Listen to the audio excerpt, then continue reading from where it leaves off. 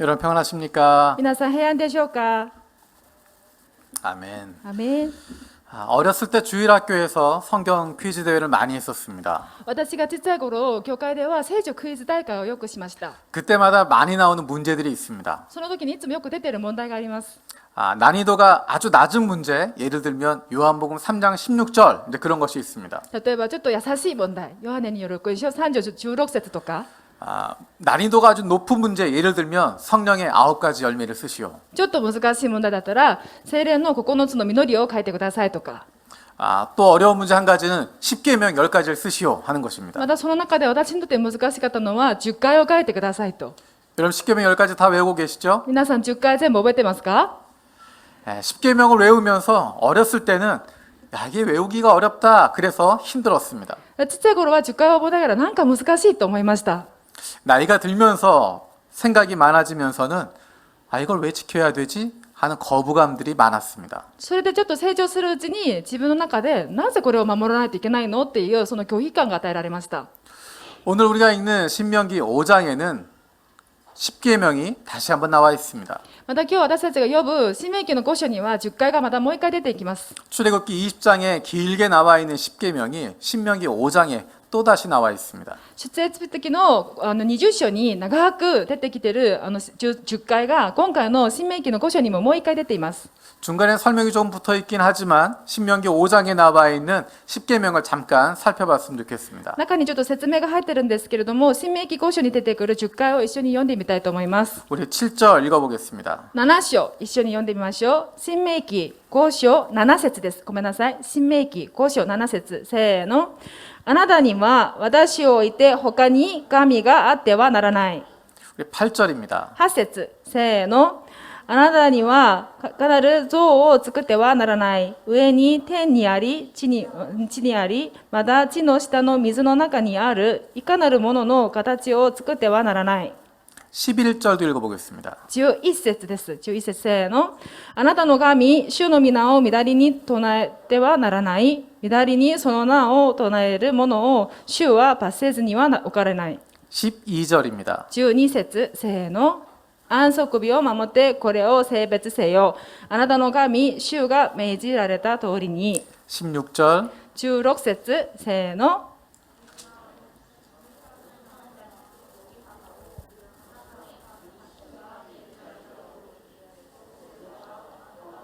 神、主が与えられる土地に長く生き、幸いを得る。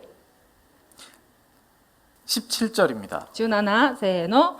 殺してはならない。 18절. 18、姦淫してはならない。 19절. 19、盗んではならない。 20절. 20、隣人に関して起請してはならない。 21절. 21、あなたの隣人の妻を欲してはならない。隣人の家、畑、男女の奴隷、牛、ロバなど隣人のものを一切欲しがってはならない。 이것이 우리가 잘 알고 있는 10계명의 내용들입니다. これらが私たちがよく知っている10回の内容です。 구약에서는 10가지의 계명을 말하지만 예수님은 그것을 2가지로 정리해 주셨습니다. 旧約には10回が10個あるんですけれども、新約ではイエス様がそれを簡単に2つに分けました。 10가지를 지키는 것보다 2가지를 지키는 것이 훨씬 더 쉽겠다라고 생각했습니다. それで私は 10個を守るよりは2つを守った方が絶対簡単でしょうと思いました。 여러분 어떻게 생각하세요? 皆さんはどう思いますか？ 역시 구약은 어렵고 신약은 쉽구나 라는 생각을 하게 됐습니다. 私はやはり旧約は難しい、新約の方が簡単だと思いました。 구약에 나온 하나님보다 신약에 있는 예수님이 더 야사시하다라고 やっ 생각했습니다. ぱり旧約に出ていらっしゃる神様よりは新約のイエス様の方が親しい。 마치 구약에 있는 10계명은 나를 죄어놓고 숨막히게 만들지만 まるで旧約の10回は私を息苦しくするものであって、 예수님의 2가지 계명은 훨씬 더 편안한 느낌 그리고 쉽게 지킬 수 있을 것 같다라는 느낌을 갖게 만들었습니다. なんかイエス様が与えた2つの戒めは、戒めはなんか簡単であって私に平安な感じを与えました。 여러분 정말로 그럴까요? 皆さん本当にそうでしょうか？ 정말 그렇게 皆 생각하십니까? さんはどう思いますか？ 시편 말씀을 읽다 보면 자주 등장하는 것이지만 마음에 잘 와닿지 않는 표현이 몇 가지가 있습니다. 実は詩篇の御言葉を読んでみると、皆さんがよく知っている御言葉にもかかわらず、なんか心にピンとこない御言葉が何箇所あります。 예를 들면 시편 19편 7절에서 10절입니다. 例えば詩篇の19編の7節から10節の御言葉です。日本語は8節から11ですね。 주님의 교훈은 완전하여서 사람에게 생기를 복돋워 주고 주님의 증거는 참되어서 어리석은 자를 깨우쳐 준다.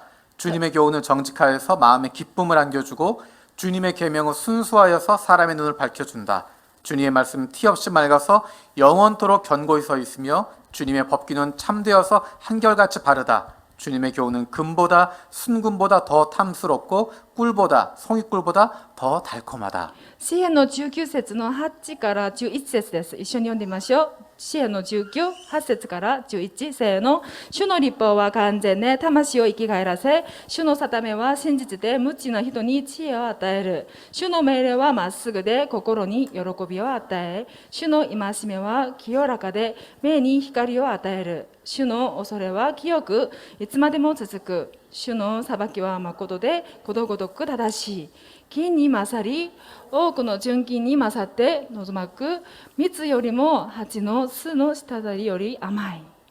성경에는 재미있는 이야기들이 굉장히 많이 있습니다. 聖書には面白い話がたくさん出てきます。 창세기에 나와 있는 족장들의 이야기 얼마나 재밌습니까? 例えば漱石に出てくる族長たちの話、とても面白いですね。 출애굽기 또 민수기에 나오는 모세 이야기 정말 흥미진진합니다. また出エジプト記や民数記に出てくるモセの話もとても興味津々です。 이게 얼마나 재밌으면 그게 애니메이션으로도 나오고 영화로도 나오고 뮤지컬로도 나왔겠습니까? これはあまりにも面白くて映画やアニメーションにもたくさん出てきますね。 이스라엘 왕들의 역사도 정말 재밌습니다. またイスラエルの王様たちの話もとても面白いです。 다윗 왕의 이야기, 솔로몬 왕 이야기, ソロモンの 또 그 뒤에 남과 북이 갈라지는 이야기들, またその後に南と北に分かれた話も面白いです。 또 거기 등장하는 엘리야, ま 또 たそ 아합 こ 왕 に 이야기. 出てくるエリアとかアハブ 정말 の王様と 재밌습니다. か本当に面白いです。 그런데 시편에서 이야기하고 있는 주님의 교훈, 주님의 말씀 이런 내용들은 지금 얘기했던 그런 흥미진진한 것들을 말하는 것이 아닙니다. しかし詩篇に出てくるこのような先ほど言った主の戒め、主の教訓、主の御言葉、こんなものは先ほど言ったみたいに興味津々な面白いものではないです。 주님의 법도, 주님의 계명, 주님의 법, 주님의 계명 이런 것들은 아무리 생각해도 우리가 재밌게 읽었었던 인물의 이야기나 역사 이야기가 아닙니다. 主の教訓、主の戒め、主の法律、こんなものはなんか先ほど言った歴史の人物に出てくるそのような面白い話ではないんですね。 그 말씀들은 모두 모세오경에 나와 있는 율법들을 이야기하는 것입니다. その言葉は全部モーセ国境に出てくる律法の話をしています。 레위기의 내용들, 신명기의 내용들입니다. すべてがレビ記や申命記に出てくる内容であります。 우리가 역사 이야기나 시편이나 잠언 같은 것들은 재미있지만 私がよく読んでる歴史書とか詩篇とか箴言とかはとても面白いです 모세오경에 ね。 나와 있는 율법들이나 레위기의 내용들, 언약서의 내용들 이런 내용들이 정말 사랑할 만하고 기뻐할 만하고 희망이 됩니까?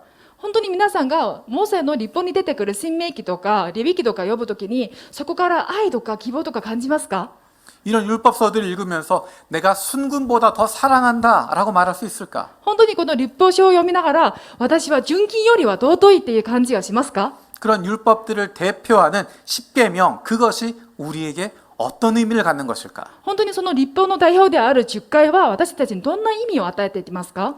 그것에 대한 답이 신명기에 나와 있습니다. それに対する答えが申命記に出ています。 우리 신명기 6장 20절에서 24절 말씀을 같이 一 읽어보겠습니다. 緒に申命記の6章20節から 24절까지 20節から24節までの御言葉を読みたいと思います。申命記の6章20節から24、一緒にお読みします。せーの。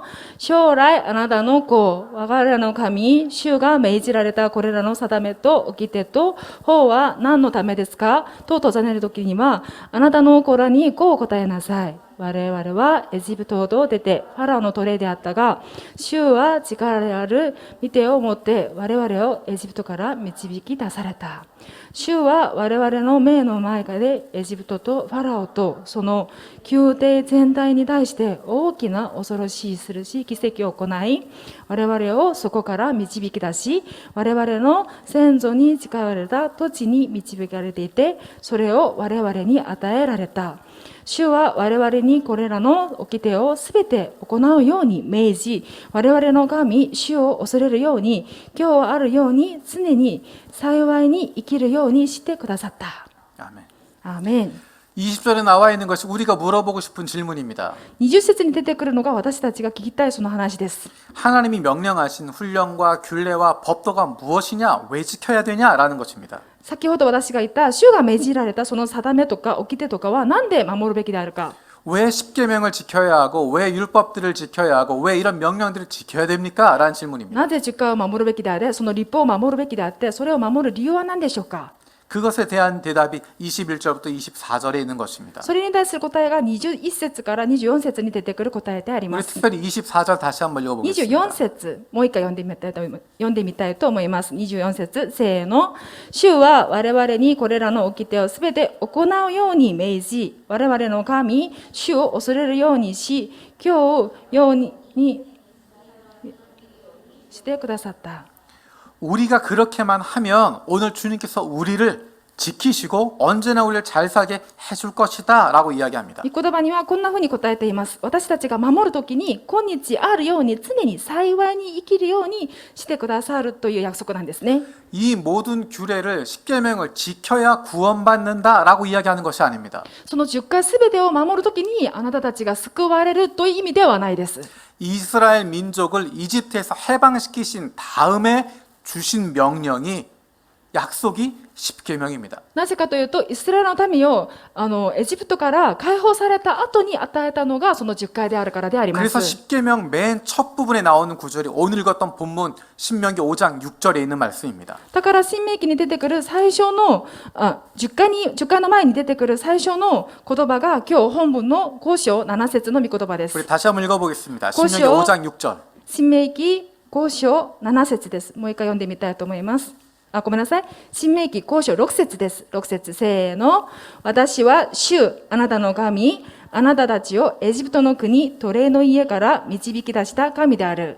하나님께서 십계명을 주시면서 내가 이미 너희를 이집트에서 구해냈다라고 말씀하십니다. 神様が10回を与える前に言ったのが、私がすでにあなたたちをエジプトの奴隷の家から救い出したっていうように書いてあります。 십계명은 그리고 율법의 말씀들은 이미 해방된 이미 구원받은 하나님의 사람들에게 주어지는 것입니다. だから10回であっても律法であってもすでに解放された、すでに救われたイスラエルの民たちに与えた言葉であります。 이미 구원을 받았기 때문에 뭐 스님이- 해방되었기 때문에 주어지는 것입니다. すでに救いを受けたから、すでに解放されたから与えられた言葉であります。 왜 구원받은 이후에 이 계명의 말씀들이 율법이 주어졌을까요? じゃあなぜ救われた後にこのような戒め、このような律法が与えられたんでしょうか。 우리 마태복음 5장 44절에서 45절 말씀을 같이 보도록 하겠습니다. マタイによる勲章の御言葉を読みたいと思います。マタイによる勲章5章 44절에서 45절입니다. 44節から45節の御言葉です。マタイによる勲章5章44から45の御言葉です。せーの。しかし私は言っておく。敵を愛し自分を迫害する者のために祈りなさい。あなた方の天の父の子となるためである。アーメン。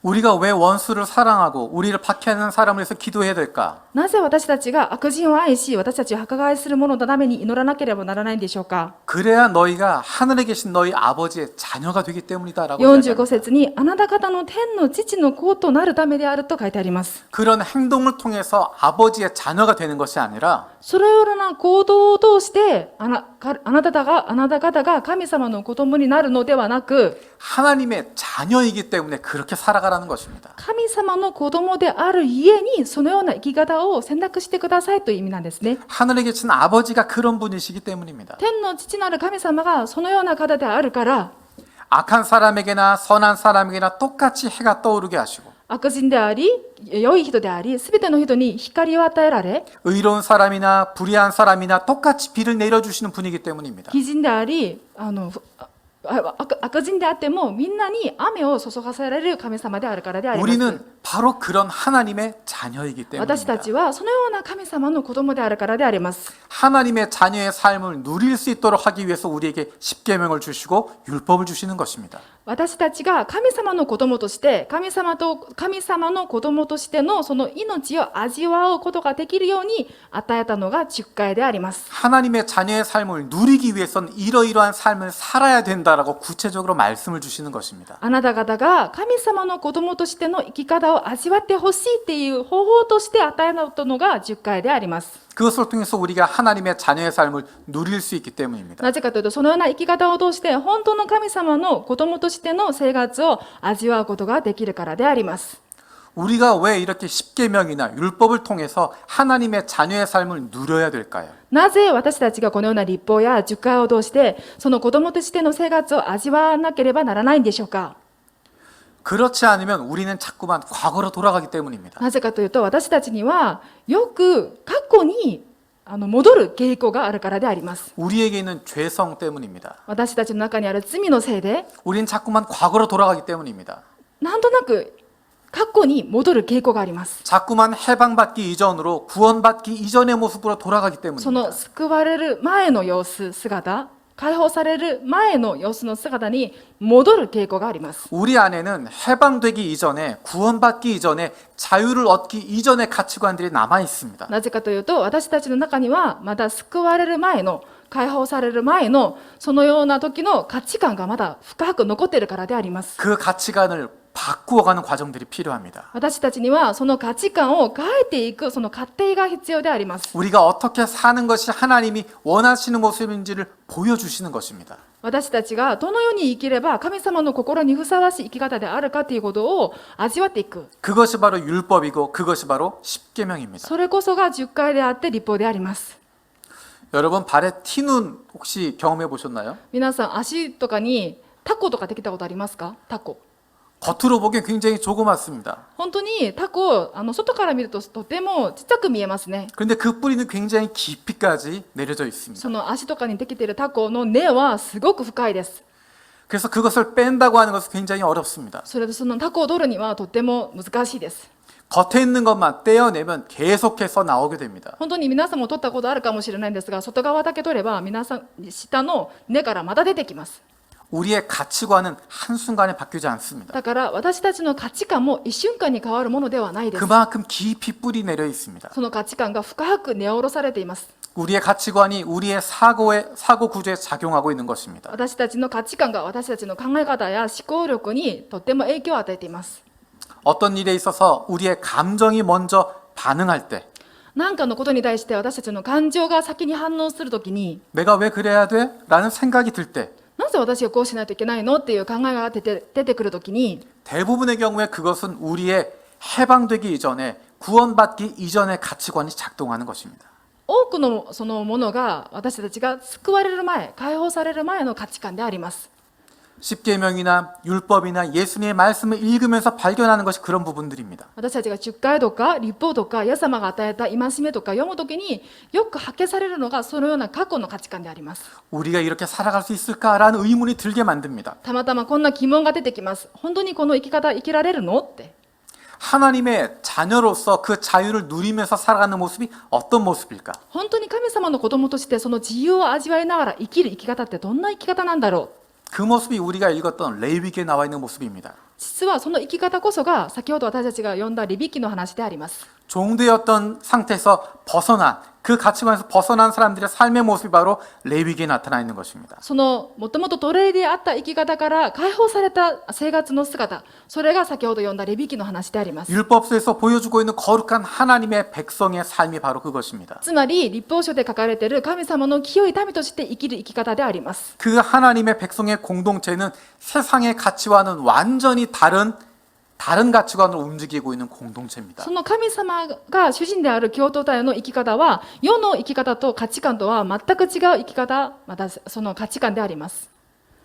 하나님의 백성들은 이 세상과 다른 가치관으로 움직이게 됩니다. 神様の民としてはこの世とは違う価値観として動くしかならないです。 그렇게 살아갈 수 있는 이유는 우리가 그런 사랑을 받았기 때문입니다. そのような生き方を選ぶことができるその理由はその愛を先に受けたからであります。 우리가 그런 구원을 받았기 때문입니다. 私たちがその救いを得られた存在であるからであります。 오늘 본문에 읽었던 것처럼 하나님이 우리를 먼저 구원해 주셨기 때문입니다. 先ほど本文で読んだように神様が先にに私たちを救ってくださいました。 그것을 기억한다면 우리는 다른 삶을 살아갈 수 本 있습니다. 当にそれを覚えることができるとすれば、私たちが違う生き方を選択することができます。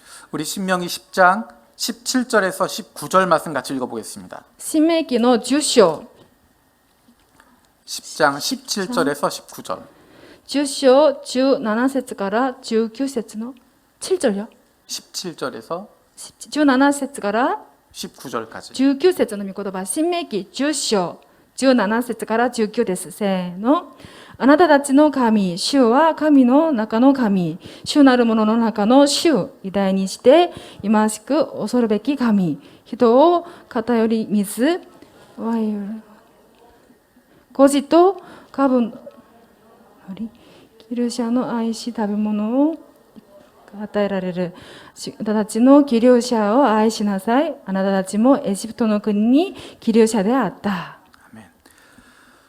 하나님이 거룩한 백성의 공동체의 특징을 보여주는 것 중에 한 가지가 고아와 과부를 돌보는 것입니다. 神様の共同体の生活の中で清い生活として特によく見せるその生活の生き方として孤児と家父たちを守る生き方であります。 그리고 나그네를 사랑하는 것입니다. またキリシャたちを愛することであります。 고아와 과부, 나그네의 공통점은 그들이 약자라는 것입니다. 孤児や家父やキリシャ、彼らの共通点は何かというと弱い存在という共通点があります。 누군가가 도와주지 않으면 생명을 유지할 수 없는 사람들입니다. いわゆる誰かが助けてあげなければ命を維持することができない存在であります。 그런데 이 사람들을 도와주고 살펴주는 것이 하나님의 공동체의 모습입니다. それでこのような人たちを助けてあげるその生活の生き方が神様の共同体の生きる生き方であります。 세상은 고아와 과부와 나그네를 돌보지 않습니다. この世の価値観では孤児や家父や義理者たちの面倒をよく見ることができないんです。 하지만 하나님의 백성들에게는 그들을 돌봐야 될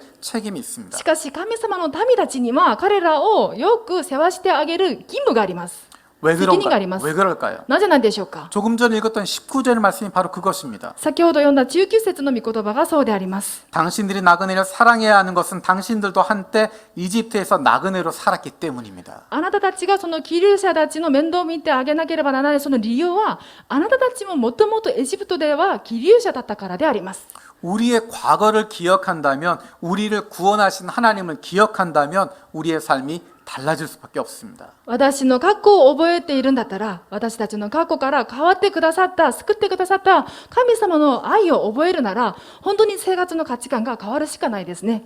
어떻게 하나님의 자녀의 삶을 이 세상에서 누릴 수 있을까? この世でどのようにすれば本当の神様の子供としてのその生活を味わうことができるんでしょうか。 예수 그리스도로 말미암아 가능해집니다. イエス・キリストによって可能になります。 우리는 하나님과 아무런 관계가 없는 존재였지만 예수 그리스도로 말미암아 구원을 받았습니다. 私たちはもともとは神様とは何の関係もない存在でありました。しかしキリストイエスによって私たちは神様の子供になりました。 우리가 십계명을 지키고 율법을 지켜서 구원받은 것이 아니라 하나님의 사랑으로 우리가 구원을 받았습니다. 私たちが十戒を守ったから律法を守ったから神様の子供になったわけではありません。神様の愛によって神様の子供になりました。 우리를 하나님의 자녀로 회복시켜 주셨습니다. 神様の子供としての身分として回復してくださいました。 우리를 창조의 모습으로 하나님과의 관계가 다시 회복될 수 있도록 만들어 주셨습니다. 創造の時の私たちの元々にあった姿として回復させてくださいました。 그래서 우리는 하나님의 자녀로 살아갈 수 있게 되었습니다. だから私たちには神様の子供として生きる力があります。 그리고 우리가 하나님의 자녀로 살아가고 있는 모습이 바로 십계명에 나와 있는 그리고 율법에 나와 있는 레위기와 예수님 말씀 가운데 나와 있는 내용들이 있는 것입니다. また神様の子供として生きる生き方こそが先ほど読んだ10回レビ記や新明記またイエス様の戒めから出てくるその生き方であります。 우리가 먼저 기억해야 할 것은 나를 구원하신 하나님의 은혜를 기억하는 것입니다. だから私たちがまず先に覚えておくべきことは私が救われたことであります。 우리는 그 힘으로 살아가는 것입니다. 私たちはその力によって生きます。 십계명 가운데 가장 중요한 것이 어떤 것일까? 10回の中で一番大きな掟は何でしょうか。 그것은 하나님을 기억하는 것입니다. それは神様を覚えること。 나를 구원하신 그 하나님을 기억하고 그분에게 감사하는 것에서 시작되는 것입니다. その生活はまずその神様を覚え神様に感謝することから始まります。 오늘 우리는 성찬식을 하게 됩니다. 今日私たちは生産式を行います。 우리를 위해서 자신의 모든 것을 내어주신 예수 그리스도를 기억하는 것입니다. 私たちのために自分のすべてを捧げてくれたイエス様を覚えることであります。 오늘 성찬식을 통해서 나를 구원해 주신 하나님의 사랑을 기억하는 것입니다. 今日の生産式を通して私たちを救ってくださった神様の愛をもう一度思い出す。 나를 위해서 찢기신 예수님의 손과 발을 기억하면서 내가 예수님의 손과 발이 되어 이 세상을 섬기는 것입니다. 私たちのために十字架で砕かれたイエス様の手と足を覚えながら、この世で私がイエス様の手と足となって生きるその生き方をします。 우리 안에 나를 위해 설리신 예수 그리스도의 피가 흐르게 되는 것입니다. 私たちの中には私たちのために流されてくださったイエス様の血潮が流れています。 이것이 바로 우리가 살아가는 힘입니다. それこそが私たちが生きる生き方の力であります。 이것이 바로 하나님께서 우리에게 주신 자유를 누리는 삶입니다. それこそが神様が与えたその自由の生き方を味わう生活であります。 우리 모두가 하나님의 자녀된 자유를 마음껏 누리며 살아갈 수 있길 바랍니다. 私たちみんなが神様の子供としてのその自由の生き方を味わいながら生きることができるようにお祈りいたします。 기도하겠습니다. 祈ります。 살아계신 하나님 감사드립니다. 生きておられる神様感謝いたします。 우리를 먼저 구원하여 주심을 감사드립니다. 先に私たちを救ってくださったことに感謝いたします。 우리를 하나님의 자녀로 삼아 주시니 감사드립니다. 私たちを神様の子としてくださり感謝いたします。 우리가 매일마다 그 기쁨을 가지고 하나님의 자녀의 삶을 살아가게 하여 私た 주시옵소서. ちが毎日の喜びを持って神様の子供としての生き方を生きることができるよう恵みを与えてください。 오늘 성찬식을 통해서 나를 구원하신 하나님의 사랑을 예수님의 은혜를 기억하길 원합니다. 今日の生産式を通して私たちを救ってくださったその神様の愛、イエス・キリストを覚えることができるよう恵みを与えてください。 날마다 주님을 만난 기쁨이 넘치게 하여 주시옵소서. 生活の毎日に主に出会ったその喜びがあふれることができるよう恵みを与えてください。 감사드리고 예수님의 이름으로 기도드립니다. 感謝しイエス・キリストの皆によってお祈りいたします。 아멘.